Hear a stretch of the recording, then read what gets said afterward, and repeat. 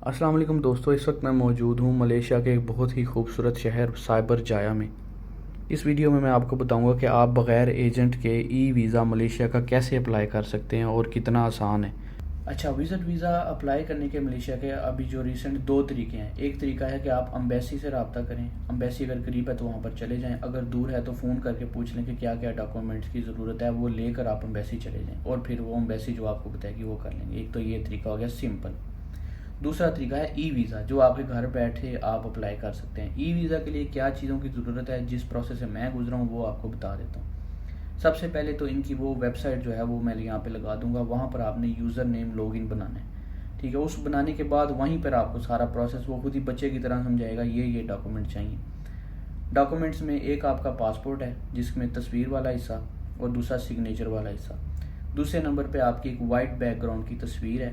तस्वीर का साइज़ जो उन्होंने लिख के लगाया हुआ है उसके नीचे ऊपर नीचे हुआ तो तस्वीर के मामले में ये बहुत सख्ती करते हैं, बल्कि इन्होंने लिख के लगाया हुआ है कि हम तस्वीर के मामले में जो है ना बहुत सीरियस हैं, क्योंकि वो ई वीज़ा पे लगनी होती है। तस्वीर जो साइज़ बताया वही लगाना है। उसके बाद तीसरे नंबर पे आता है आईडी कार्ड आपका। अगर आप किसी भी कंट्री में आप दुबई में है, दुबई का आईडी कार्ड, पाकिस्तान में पाकिस्तान का। मैं जापान में था तो मैंने जापान का आईडी कार्ड वो लगा दी। तीन चीज़ें हो गई। चौथी चीज़ ये है कि आपने जहाँ पर जाना है मलेशिया, वहाँ की बुकिंग उस होटल की कोशिश करें कि वो आप पेड बुकिंग लें। ठीक है, मतलब कि पहले ही उसके पैसे दे दें। बुकिंग दूसरी भी चल जाती है कि मैंने यहाँ पर जाना है, वो पेड ना भी हो तो चल जाता है, लेकिन अगर जगह आपने जाना है तो पेड ले लें। अच्छा, और चौथे नंबर पे आएगा रिटर्न टिकट, यानी कि मलेशिया एंटर होने की और मलेशिया से निकलने की दोनों टिकटें होनी चाहिए। ये नहीं कि आप सिर्फ जाने वाली टिकट खरीदें और वापसी की टिकट आप बोलें कि मैं दोबारा ख़रीद लूँगा, ऐसा नहीं है। रिटर्न टिकट जो है आपकी पेड हो और कंफर्म्ड हो, बस ये रिक्वायरमेंट है। इसके बाद ये अप्लाई करने, ये डॉक्यूमेंट्स आपने स्टेप बाय स्टेप अपलोड कर देने हैं। तो विद इन 24 आवर्स आपका ई वीज़ा इशू हो जाएगा आपकी तस्वीर के साथ, और क्यूआर कोड एक बड़ा सा आएगा उसके साथ। ठीक है, और उसके ऊपर सारी इंस्ट्रक्शंस लिखी होंगी। जो बंदा वो लॉगिन बना कर सारा प्रोसेस कर लेगा वो बाकी सब कुछ भी कर लेगा, क्योंकि ये अनपढ़ बंदे का काम नहीं है। इसी वजह से मुझे बड़े दुख के साथ कहना पड़ता है कि बहुत ज़्यादा एजेंट है। मैं जब अपने लिए इन्फॉर्मेशन लेने के लिए जब मैंने नेट का रुख किया, ये अपना यूट्यूब से पता किया, टिकटॉक की वीडियो से पता किया, लेकिन मुझे कोई अथेंटिक इन्फॉर्मेशन नहीं मिली। हर एजेंट जो है वो अपना मंजन बेच रहा है।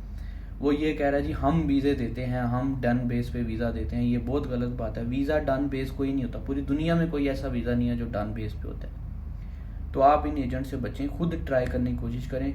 और सॉरी, फीस का मैंने बताया नहीं आपको। अम्बेसी से लगाएंगे तो वो बहुत ही कम फीस है, मामूली, पता नहीं 1-2 हज़ार रुपया। लेकिन अगर आप ई वीज़ा अप्लाई करते हैं, क्योंकि उसकी प्रोसेसिंग में थोड़ा सा खर्चा आता होगा, इनका जो भी है वो तकरीबन पाकिस्तानी 10,000 रुपये है। तो चलो, अगर एजेंट जो है वो कोई आपको वीज़ा लगा के देता है, यार वो 10,000 के साथ 10,000 अपना रख ले, 20,000 में वीज़ा लगवा दे। ठीक है, लेकिन एजेंट मैं तो यहाँ पर आगे 2-3 बंदों को मिला हूँ जो कि बाहर निकला था, मतलब पर्सनली उनको जानता नहीं, तो वो कह रहे थे कि ना वो मुझे जानते हैं, लेकिन उनसे मुझे पता चला पूछने पे कि वो पता नहीं कोई 3 लाख का वीज़ा लेके आया, पता नहीं कौन सा वीज़ा डन बेस, और मतलब समझ नहीं आ रही मुझे। और दूसरी बात यह है कि यार अगर आप आते हो खुदा के लिए, आकर वापस चले जाया करो। वीज़ा का सिस्टम ना ख़राब करो। इसी वजह से इमिग्रेशन में बहुत ज़्यादा सवाल पूछते हैं, बहुत ज़्यादा। मुझसे उसने बहुत सवाल पूछा अभी कि मैं जापान से आया हूँ। ठीक है, वो मेरा पासपोर्ट देख रहा है। फिर उसने मेरे पासपोर्ट के ऊपर अमेरिका का भी वीज़ा देखा। फिर मुझे अमेरिका का भी पूछा कि अमेरिका आप गए थे? मैंने कहा मैं गया था, टाइम से वापस आ गया था। अब देखोगे कि अगर आप जाते हो वापस आते हो टाइम से, तो आपकी वैल्यू बहुत अच्छी बन जाती है आपके पासपोर्ट की, चाहे पाकिस्तानी पासपोर्ट है। बस वो अमेरिका का वीज़ा देखने के बाद उसने मुझे, वो बड़ा नरम हो गया और उसने मुझे जाने दिया। मतलब है कि मुझे अंदाज़ा हो गया था कि ये हमारे हालात पाकिस्तानियों के इतने ख़राब हैं कि बहुत ज़्यादा इमिग्रेशन पे क्वेश्चन होते हैं। यहाँ पर मैं हर दूसरा तीसरा बंदा जिसको मिल रहा हूँ पाकिस्तानी, वो इलीगल है। मतलब है कि वो विज़िट पे आया और आगे से घूम रहा है और बड़े ही रिलैक्स तरीके से कह रहा है कि कोई रोला नहीं है, काम मिल रहा है, ये वो सारा।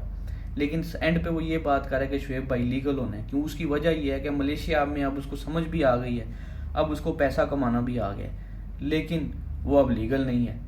मतलब है कि अब वो यहाँ पे मलेशिया में रहना चाहता है और वो फिर एजेंटों के हथे चढ़ जाएगा। एजेंट बोलेंगे जी हम आपको फ़लानी कंपनी का वीज़ा लगवा देंगे, हम आपको ये कर देंगे वो कर देंगे, वो पैसे उनको उधर जो बेचारे 2-3 साल में पैसे कमाते हैं जमा करते हैं, वो फिर एजेंट को देकर फिर जॉब के चक्कर में सेट होने में लगाने के चक्कर में पड़ जाते हैं। तो इसलिए अगर आप आते हो आके अपनी जॉब सर्च करो, फिर वापस चले जाओ, कुछ माह बाद फिर आ जाओ। ठीक है, मैं मानता हूँ पैसा खर्चा लगेगा, सारा हो गया, लेकिन इतना नहीं लगेगा कि अगर आप यहाँ पर आके जलील ख्वार होने के बाद एजेंटों को दोगे और कुछ सीखोगे भी नहीं, कहाँ प्रोसेस आपको फिर नहीं पता चलेगा। लेकिन अगर आप ये सारी चीज़ें खुद सीख जाओगे तो यकीन करें आप मलेशिया से आगे और कई अच्छे मुल्कों में मूव हो सकते हो। ये भी बात ज़हन में रखें।